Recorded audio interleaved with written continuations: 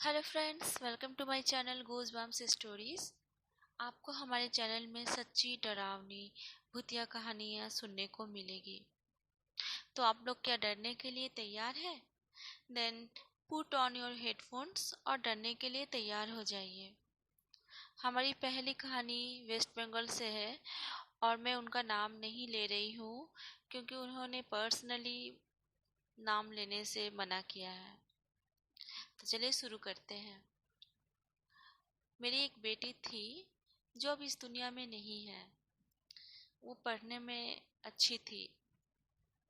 ये उस रोज की बात है जब मेरी बेटी 10th स्टैंडर्ड में थी और ठंड का मौसम था।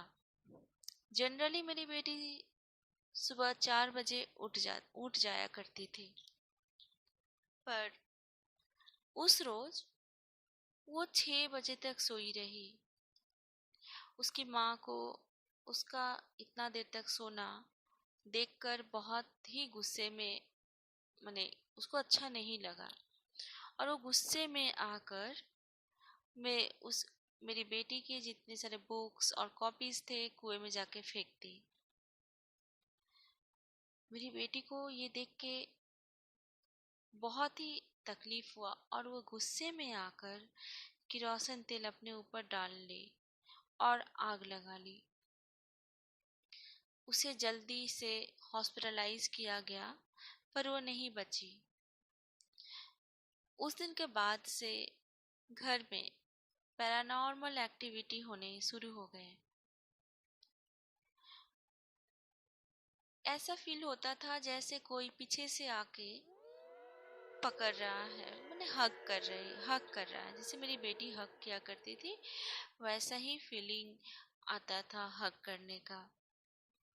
फिर जब मैं सोया रहता था तो ऐसा फील होता था, वो देख के लगता था, वो फील नहीं होता था, वो देख के लगता था कि कोई मेरे बगल में कोई सोया हुआ है।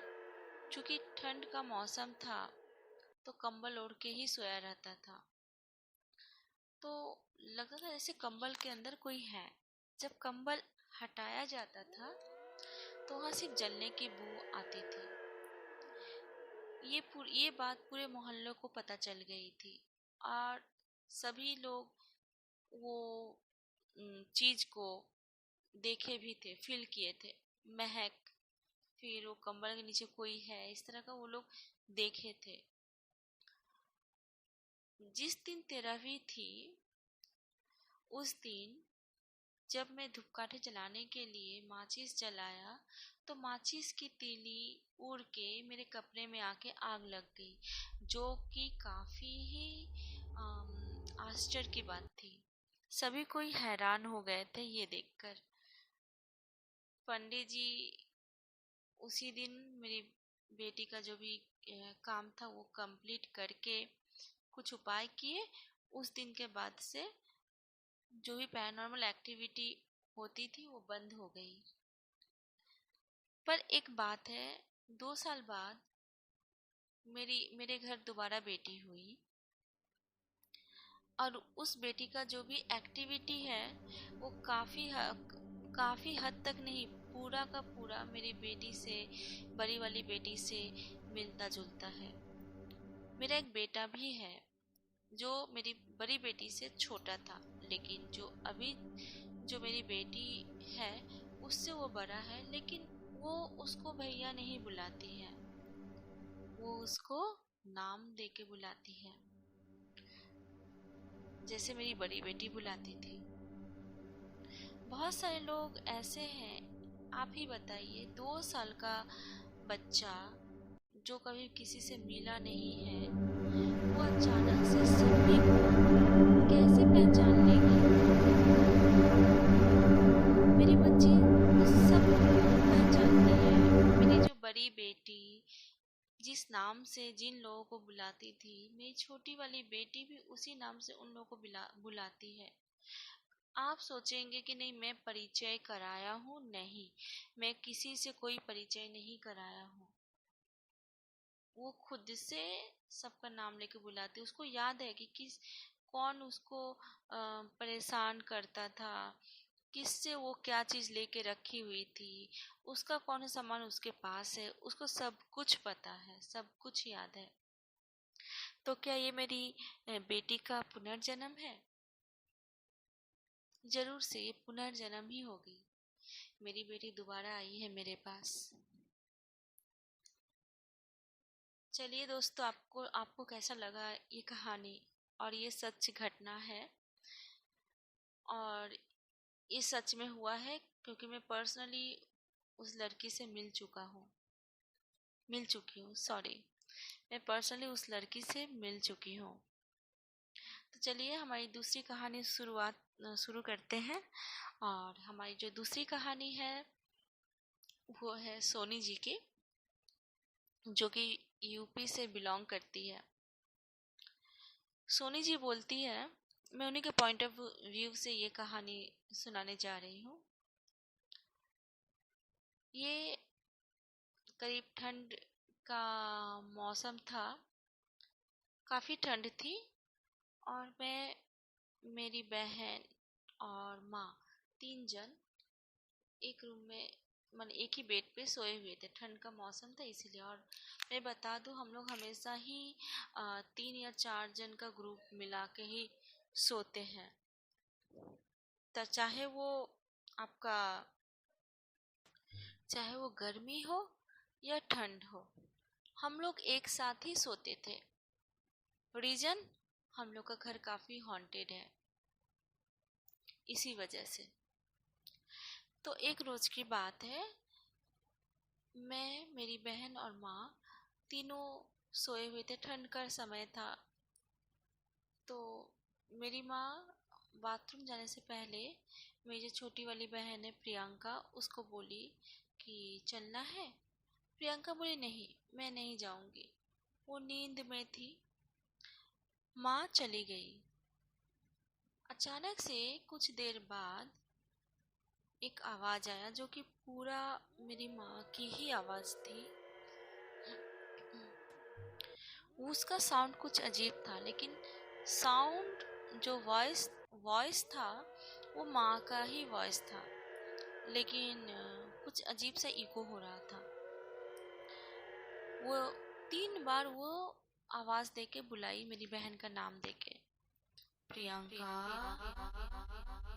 चलो मेरे साथ, प्रियंका चलो मेरे साथ, प्रियंका चलो मेरे साथ। इस तरह से 3 बार ये साउंड इको हो रहा था, जो कि काफी डरावनी लग रही थी।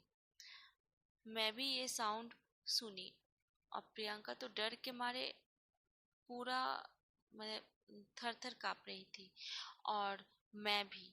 हम दोनों एक दूसरे को पकड़ के पूरा सोए हुए थे, आंख बंद करके कस के, कि नहीं, कोई आवाज़ नहीं देना है। जनरली बोलते क्या है गांव में सभी कोई, कि अ, अगर जो प्रेत होते हैं, प्रेत भूत पिशाच जो भी होते हैं, वो 3 बार ही आवाज़ आपको टोकते हैं आवाज़ से।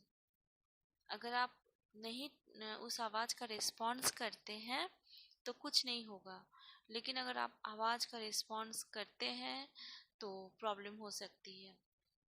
हम लोगों ने कोई रिस्पॉन्स नहीं किया, हम लोग सोए रह गए।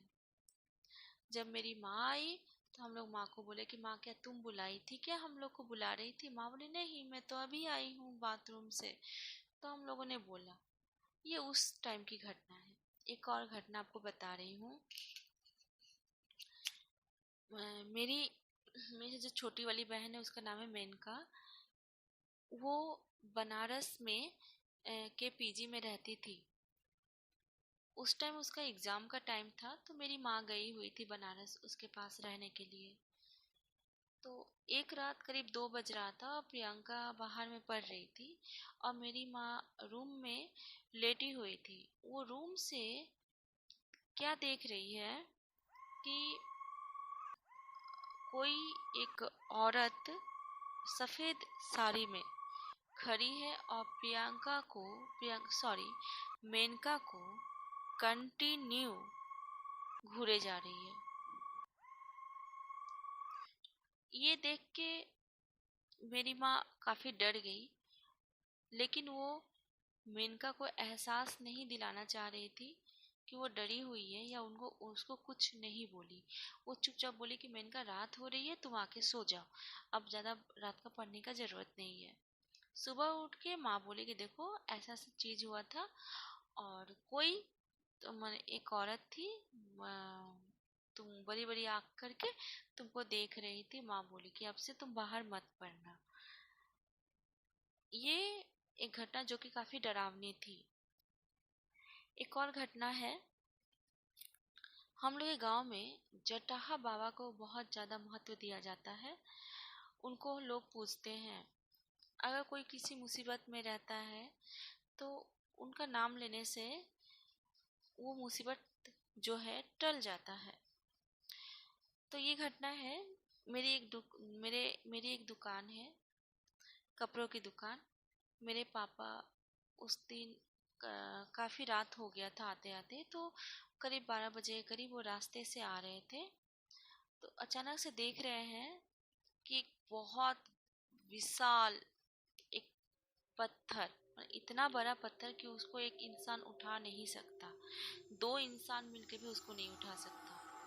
वो विशाल पत्थर जो है रास्ते के बीच में रखा हुआ है, और एक आदमी बोल रहा है कि देखो, एक आदमी उस पत्थर के बगल में खड़ा था, और वो मेरे पापा से बोल रहा था कि थोड़ा हेल्प कर दो ये पत्थर उठाने में, क्योंकि वो उतना दूर से लाए हैं, तो मेरा हालत पूरा खराब है।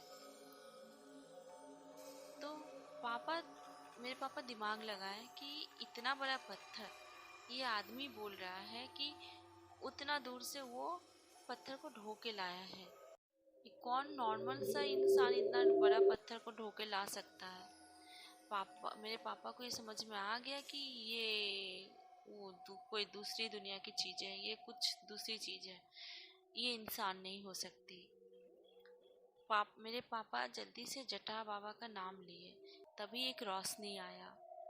रोशनी आते ही वो जो पत्थर और जो इंसान वहाँ पे खड़ा था वो गायब हो गया, और जटाह बाबा पीछे पीछे आए। जटाह बाबा आगे आगे चल दिए और बोले चलो, जल्दी से चलो। वो घर तक पूरा मुझे, मेरे पापा को छोड़ दिए, और बोले कि कभी भी रात को इस तरह से कहीं रुकना मत।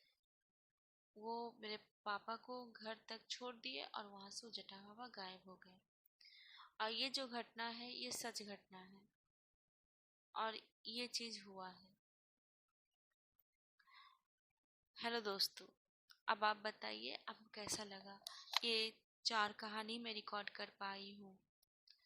अगर आपको हमारी कहानी अच्छी आई, पसंद हुई है, तो प्लीज़ मेरे चैनल को लाइक सब्सक्राइब जरूर कीजिएगा, शेयर करना नहीं भूलिएगा। अगर कुछ भी मेरे कहानी में कुछ भी आपको गलत दिख रहा है, तो आप प्लीज़ कमेंट बॉक्स में ज़रूर कमेंट कीजिए। थैंक यू वेरी मच, और मिलते हैं फिर